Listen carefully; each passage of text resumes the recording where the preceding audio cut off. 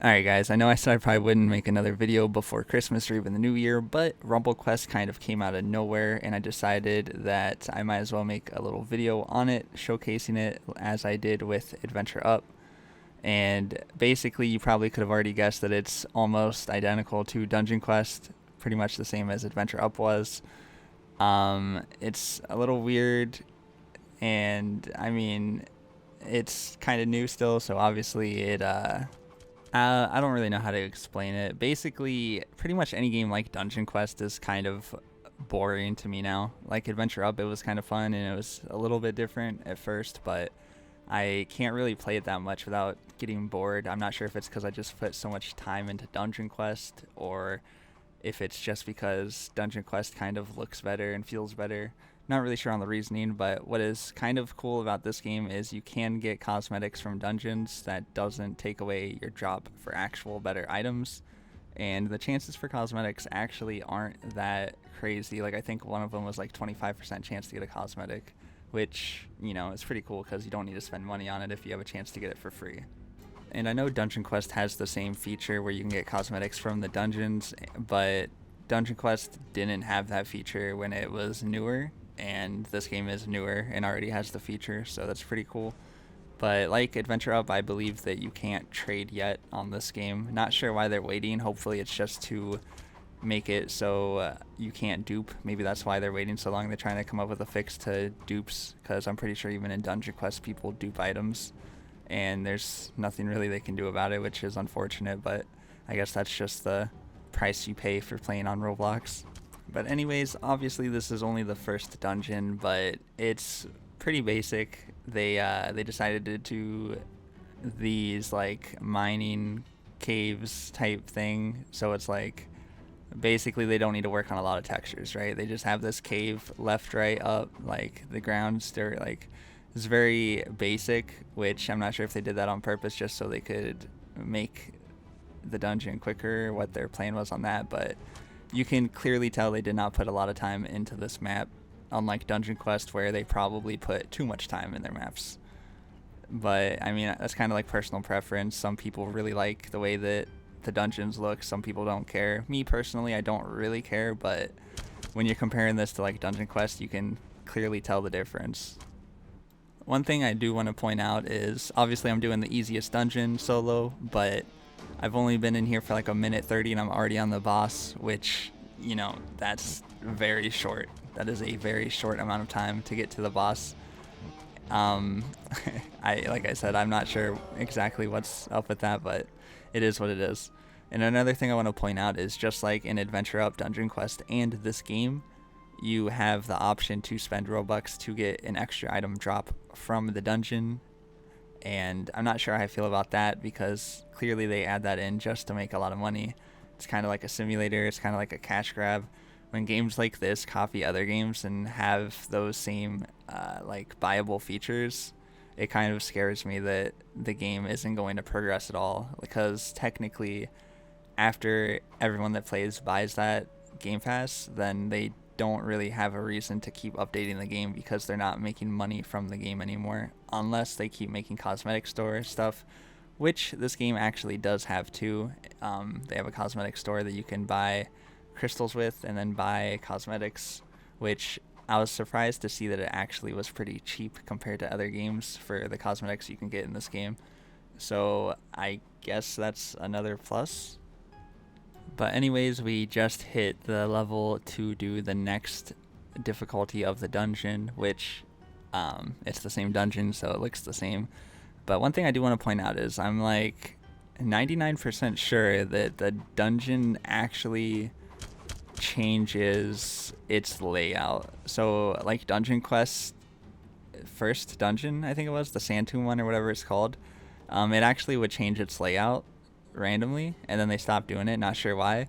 But on this game, the first dungeon also does the same thing, where it'll be like a different map, which is kind of cool. It's unique, and it kind of changes it up so you don't feel like you're doing the same thing over and over again. Makes it a little bit easier to run, and I mean, it's it's just kind of I don't know, man. Like this game, it doesn't really even feel like a game because it's super easy. Like I'm playing it and I don't even feel like I'm playing it. It's like you're leveling up, getting experience. I don't really need a group of people. It doesn't matter if you die.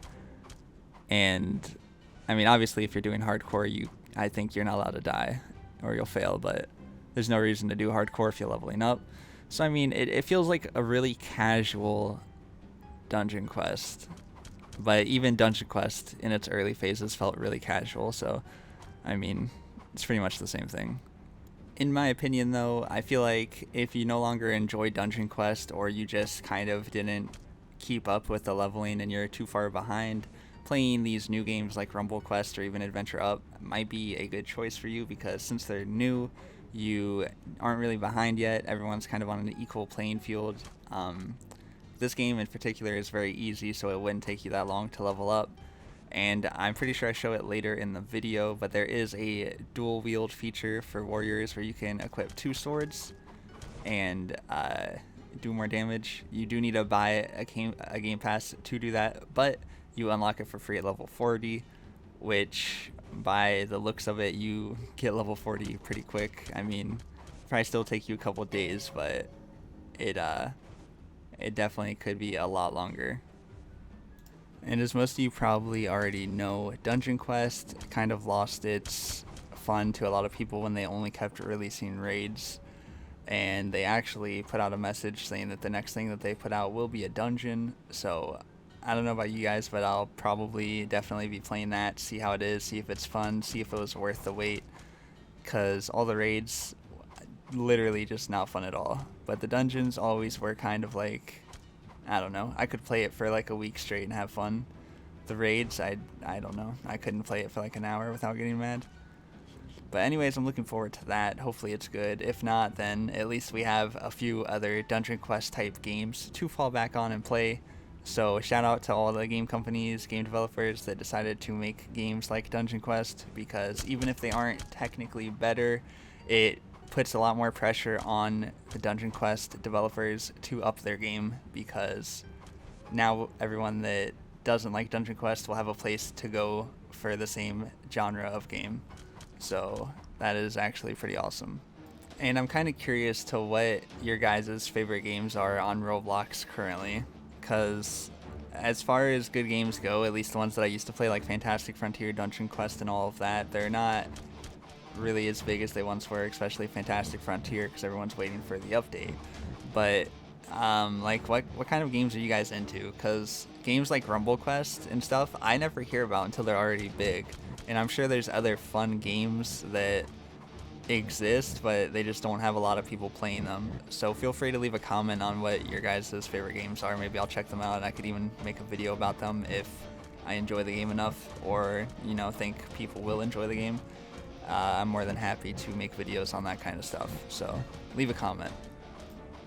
But just like another thing to note, I guess, is I kind of really dislike games like this that limit you to like items and spells right off the bat based off what you get from dungeons, because obviously I am not a mage, yet I still have this fire spell attack that it started me with. Luckily I did get a whirlwind ability from the first dungeon. I think it was before I started recording, but I would love to have 2 of them, but I don't, because I didn't get lucky and get another one. So something like that kind of is just like a little annoying, that you have to grind and grind and grind to get another ability, because having 2 warrior abilities compared to 1, or if you're mage having 2 compared to 1, it's pretty much like a massive boost to your DPS. So I mean, obviously that just makes sense, but anyways, from that dungeon I did get a 2-handed sword, which so far, from the most part, they don't seem that good, the 2-handed swords. Because once you get level 40, you can equip 2 one-handed swords, and they attack significantly faster. Unless something changes the later on you level up, I don't think I would ever actually use a dual-wielded sword, or not dual-wielded, but a 2-handed sword. Because as you can see, I do 22s, but it is extremely slow, right? And then when I put on the one-handed, it's so much faster, almost twice as fast. So I honestly don't even think there's a comparison. It's just like 10 times better in my opinion to just use the one-handed sword. But anyways, I think we're going to do one more dungeon. Another thing to note, which I know I say this a lot, but Adventure Quest, or not Adventure Quest, Adventure Up, you can get item drops from the monsters in the dungeon. That is something that this game and Dungeon Quest does not allow. And that is something that I kind of do like, because it doesn't limit you to waiting to get a drop. Because, like, I don't know, like, waiting until you get to the boss and kill the boss to get the drop is kind of like really anticipated and you know it's coming. But if you can get drops throughout the whole dungeon in general, it can bring a lot more joy and excitement throughout the dungeon itself. So, like, imagine if I got an item drop when I just killed these monsters up here. I would take a second, I would look, I would be like, oh my god, dude, this is a really good item. I'd equip it, I'd be happy. I wouldn't have to run through the dungeon, which, for instance, on some other games, it could take up to 10 minutes to complete the dungeon, and then you get loot, and the loot could be bad. But a game like Adventure Up, you can get loot in the dungeon. Like, I just feel like that's a really smart move on their part. And hopefully, you know, Dungeon Quest or even this game takes notes on that, because that would be pretty sick. And I'm not sure if I'll actually keep playing Rumble Quest or even Adventure Up for that matter. Like I said before, the games just aren't really that enjoyable to me to play, especially alone. Games like this are always better with groups of people or listening to music or something like that, because it can just get really repetitive and boring very fast. And I know a lot of other people feel the same way, but when a new game comes out, they kind of have that urge to play anyways and play through it. I'm pretty sure I've seen some people in this game that are already like level 50 or something crazy, and I mean, I don't know, I just can't really do that. Alright, but as we're still making our way through this dungeon and I'm slowly running out of things to talk about, I'm just going to remind you guys again to comment your favorite Roblox game, because for all I know, it could be a really fun game, and I kind of want to try out some of the different games that I may not know about. I know a few people commented about games on my last video, and I checked some of them out. And a few people mentioned this game in my Discord, so that's why I decided to give it a try, and I also decided to make a video on it. I'm sure some of you guys probably already know this game, or if you don't, you might enjoy it, so I figured what the heck. And yeah, I'm also curious too, I didn't really pay attention to the drops to see if there are legendaries. I know there was like stars on the weapon, like I have a 1-star weapon, and then this 2-handed weapon is a 2-star. I think that's part of the rarity. I assume that the legendary is maybe 5 stars or 4 stars, not too sure. But yeah, I don't know. This game's, I don't know. If I was rating this game out of 10 for like a Dungeon Quest based game, I'd probably give it like a 6. And yeah, no, I'd probably just give it a 6, to be honest. But anyways, here we are about to kill this boss for the 800th time, and you know, we actually do end up getting a level and a 3-star weapon, which is classified as a rare, I think.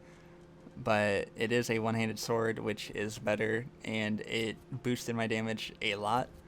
I'm pretty sure I even spent some of my money to upgrade it, because there's some upgrade features, and I was pretty excited about getting this weapon. It made it a little bit easier to continue to farm, and yeah, drops like that is kind of what makes playing these kind of games fun, when you get good drops, so always a plus. And yeah, basically that's the end of the video. So if you enjoyed it, feel free to give it a thumbs up, subscribe if you haven't already. I'll probably be making more videos in the future. And yeah, hopefully I see you guys in the next one. See ya.